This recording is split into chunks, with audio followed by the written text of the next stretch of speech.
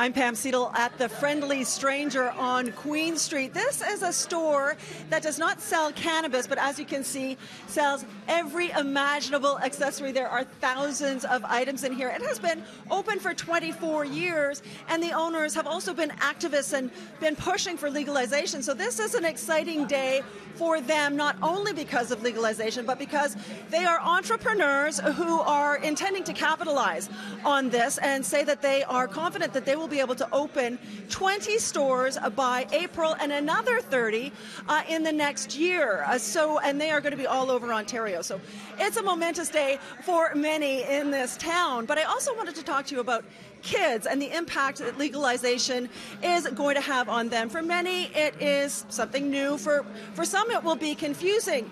So we went to the health and phys ed coordinator for the TDSB to talk to him about what cannabis discussions in school will look like.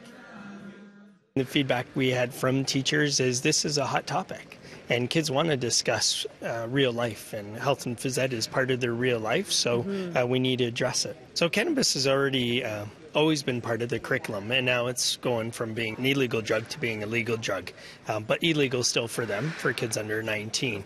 So what they're going to be learning is about the harmful effects that cannabis can have on them, but it's going to be done in a non-judgmental way, in a way where they can be empowered to make decisions, informed decisions, so they can get the right information.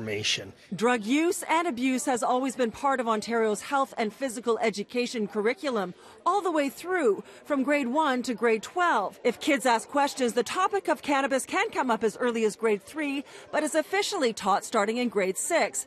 That won't change, but some things will be different. So it's interesting because now kids will be walking to school and there could be someone smoking or using cannabis on the sidewalk, and what kind of questions will they have as they come in?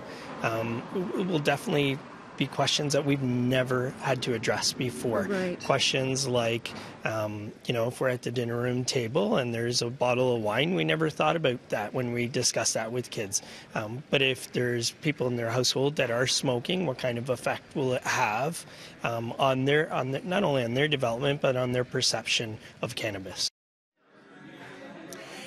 In the minds of many, this day, I think, has evoked visions of young people smoking up on every corner and showing up to school stoned. But the reality is, for many students, is that it's basically business as usual. If you want to smoke pot, you're probably already doing it. And if you don't, like the girl you'll hear from next, pretty much nothing has changed. Have your teachers talked to you about it? Has there been any assemblies? There have been no assemblies, but they do talk. The teachers do talk a little bit about it. And what do they say to you? Well, that you shouldn't have pot at school. You shouldn't do it at school. Don't do it while driving. Yeah. Those types of rules. Right. Has your life changed in any way today? No, it hasn't. Some parents say they are resigned to legalization and, depending on the age of their kids, have had or had not the discussions with them about how to handle legalized cannabis. What do you know about what the school is doing? I've been to some parent council meetings here, and I know there's been talk about it, but I hope they have assemblies to really speak to the students about, have some open communication about what it means. Make sure everybody is responsible. And the rules. And the rules too, yes, because it's 19, so they can only be 19, and there's not a lot of 19-year-olds here. So, right. Yeah.